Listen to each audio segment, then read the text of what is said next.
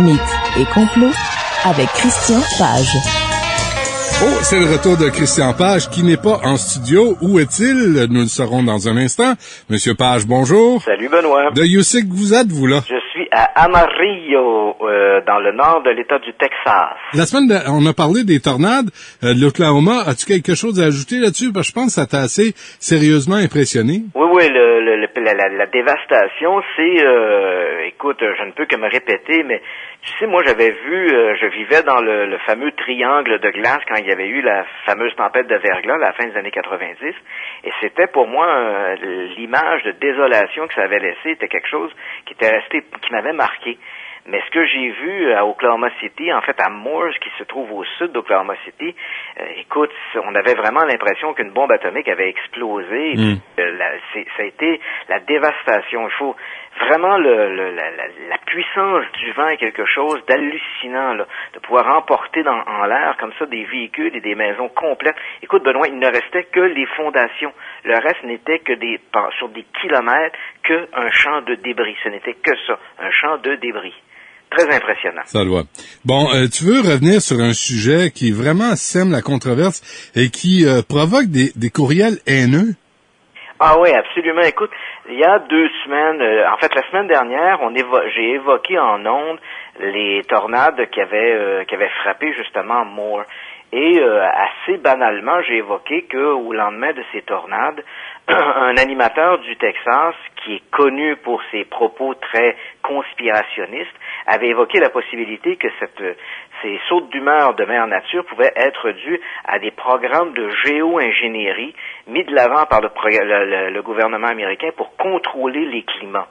Et il évoquait, à preuve de l'existence de ces programmes de géo-ingénierie, et je vais revenir là-dessus sur la définition de ça, il évoquait en preuve les chemtrails.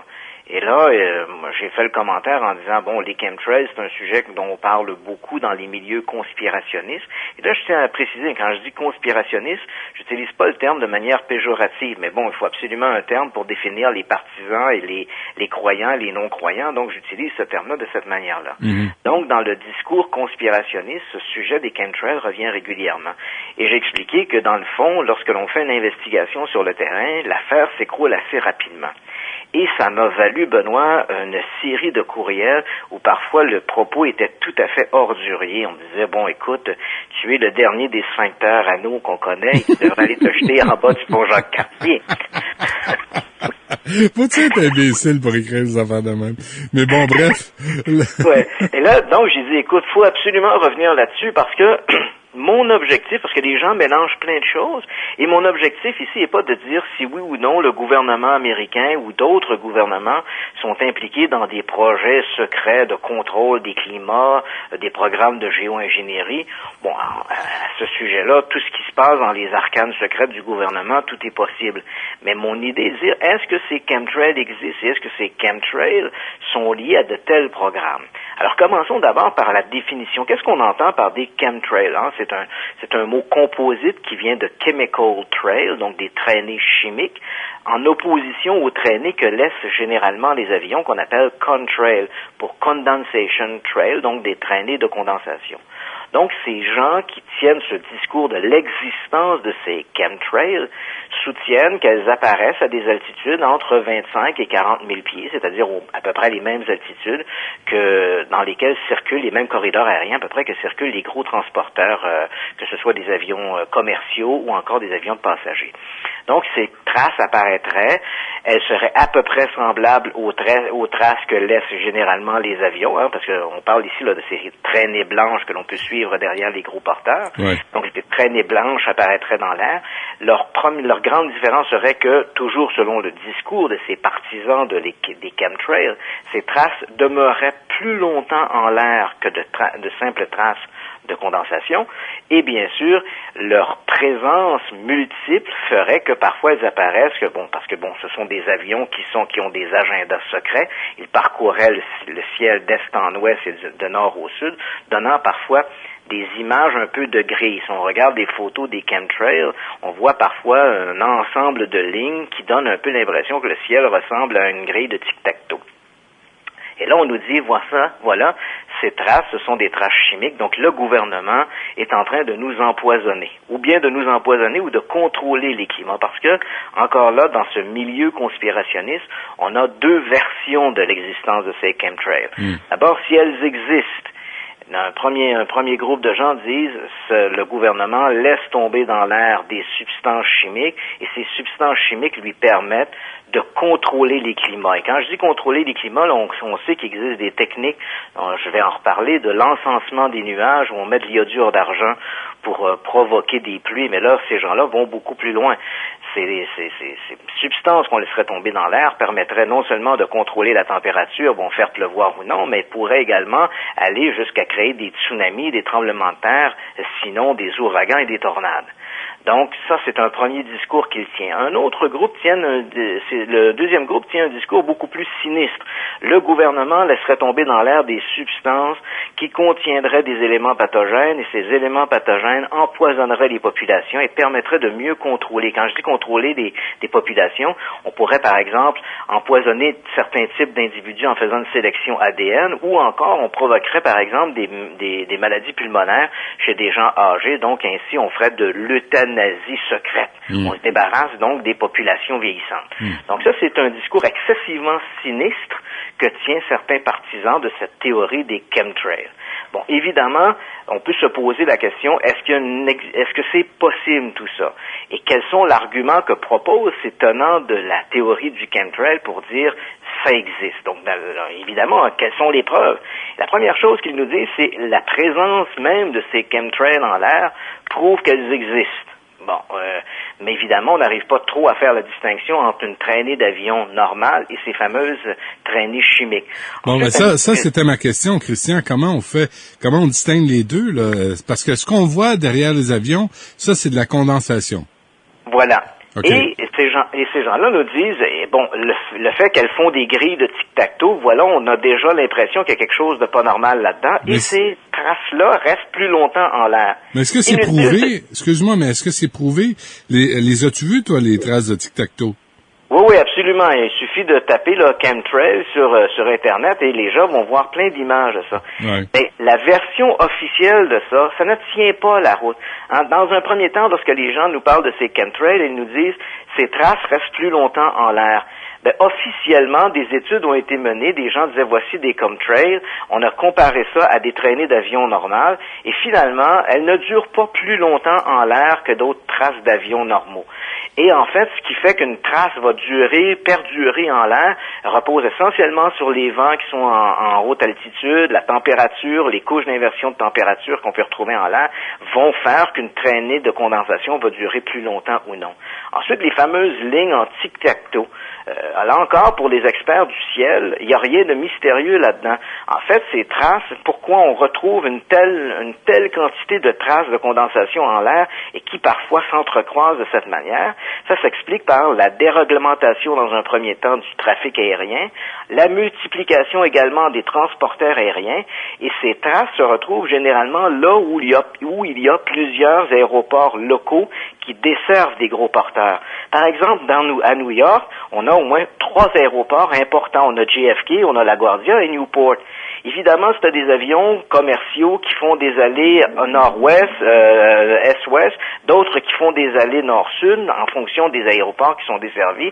Éventuellement, tu vas te retrouver avec des traînées de condensation qui vont s'entrecroiser et qui vont donner l'impression d'un tic-tac-toe. OK, on s'arrête un instant parce que là, je pense qu'on s'en va dans l'explication. Puis l'explication, oui, Christian Page, on va la faire après ceci. De retour avec Christian Page. Monsieur Page, vous étiez tantôt, avant la pause, dans l'explication des chemtrails, des traînées chimiques, face aux traînées de condensation que l'on voit dans le ciel à la suite d'un passage d'avion. Voilà. Et moi, et encore une fois, je tiens à le préciser, là, je suis pas là pour dire le gouvernement n'est pas impliqué dans des programmes obscurs de contrôle de population, quoi que ce soit, parce qu'on le sait, si on regarde l'histoire récente, on sait que le gouvernement était impliqué à plusieurs reprises dans des programmes qui étaient un peu douteux, par exemple, entre 1946 et 1948, simplement pour donner des exemples, le gouvernement américain a inoculé des centaines de Guatémaltèques du virus de la syphilis. On s'est peu préoccupé de la population à ce moment-là. Entre 1932 et 1972, 400 malades de race noire ont été également inoculés du virus de la syphilis aux États-Unis, et ça à leur insu et avec bien sûr l'aval des autorités. En 1950, le Québec, par exemple, on le sait, a été impliqué dans un programme mené par la CIA qui s'appelait le MK-Ultra, où on essayait de contrôler la pensée, la psychologie de malades psychiatrisés qui étaient d'ailleurs à ce moment-là à l'hôpital Royal Victoria. Et on sait qu'en temps de guerre, le gouvernement américain n'a pas hésité, durant la guerre du Vietnam, par exemple, à utiliser un défoliant qui était à base de dioxine, qui est excessivement toxique, qu'on appelait l'agent orange. Mais là, évidemment, on parle d'expériences qui ont été menées sur des petits groupes de gens ou encore des expériences menées en temps de guerre, ce qui n'est pas nécessairement le cas maintenant.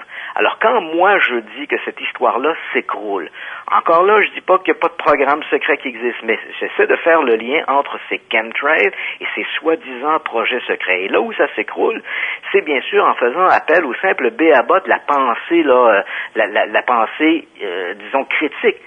Pour utiliser ces trucs-là, le phénomène des chemtrails est apparu il y a à peu près 20 ans. C'était au milieu des années 90 qu'on a commencé à parler de ça. Au milieu des années 90 à aujourd'hui, 20 ans se sont écoulés. Aucun pilote n'ayant été impliqué dans ces vols aériens de saupoudrage, d'arrosage, n'est sorti de l'ombre pour dire voilà, j'ai moi-même procédé à de tels types d'arrosage pendant des années.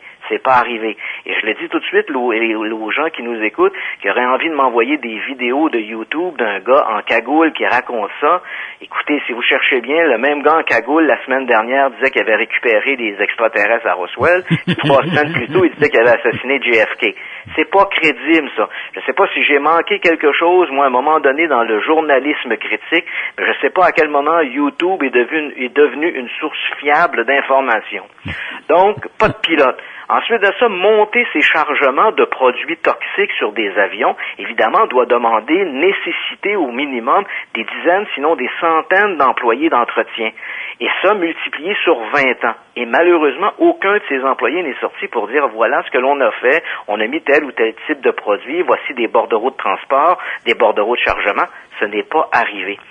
Je ne sais pas, je m'y connais pas particulièrement bien sur les produits chimiques et les programmes gouvernementaux secrets, mais j'ai assez enquêté, Benoît, sur les ovnis pour savoir que tu ne peux pas circuler dans les corridors aériens avec des avions secrets sans en informer les autorités locales, sans que ces appareils-là n'apparaissent sur les radars, sans que les contrôleurs aériens soient informés. Tu t'imagines le danger pour les populations civiles qui voleraient au même moment si des avions comme ça, clandestins, patrouillaient les corridors aériens.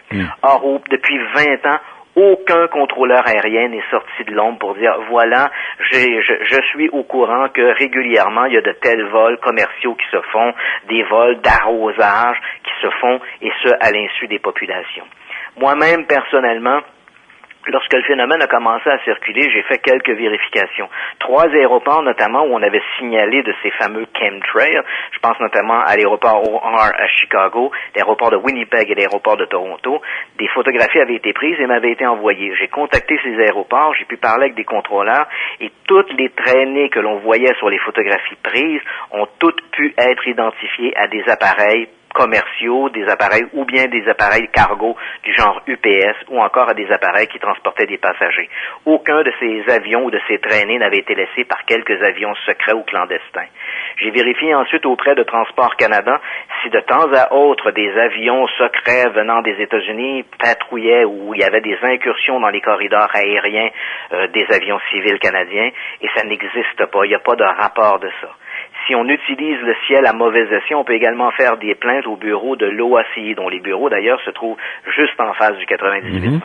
J'ai vérifié auprès de l'OACI. Ces gens-là, bien sûr, au fil des ans, avaient été informés de ces histoires de chemtrails. Ils ont fait quelques vérifications. Et en dehors de quelques arrosages, notamment agricoles, avec des pesticides ou des insecticides, il n'existe aucune preuve que de tels vols commerciaux existent. Donc, jusqu'à maintenant, les vérifications tombent d'elles-mêmes. On n'arrive pas à documenter cette histoire-là. Et on parle ici de milliers d'individus qui auraient été impliqués dans cette histoire-là. Tu sais, Benoît, on disait que le secret le mieux gardé du 20e siècle était l'identité de Deep Throat, cet informateur secret qui avait informé les gens du Watergate, 2 journalistes du Washington Post du Watergate. Et, crois-moi, Deep Throat n'était pas Linda Lovelace. On sait maintenant qu'il s'appelait Mark Phelps et qu'il était le numéro 2 du FBI à ce moment-là.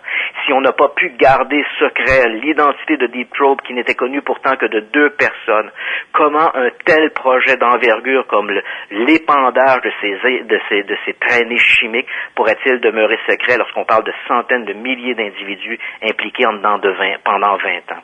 Dans des courriels que j'ai reçus, les gens me disent « Monsieur Page, vous êtes un imbécile. N'avez-vous pas remarqué que le ciel est plus blanc aujourd'hui qu'il l'était il y a 20 ans? » C'est un méchant argument, Benoît. Je ne sais pas. Peut-être si on vivait il y a 20 ans à Quaticook, puis aujourd'hui on vit à Montréal, il n'y a aucun doute que le ciel est beaucoup plus blanc à Montréal qu'il l'était à Quaticook.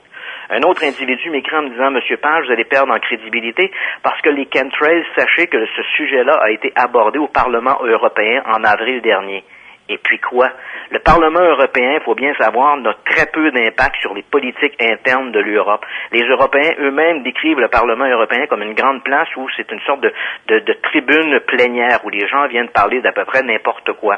Il y a quelques années, le même Parlement européen avait invité des ufologues à parler des ovnis et on avait proposé un projet d'envergure où il y aurait eu une commission d'enquête sur les ovnis à travers l'Europe et c'était l'Italie qui s'était retirée, jugeant le projet tout à fait farfelu.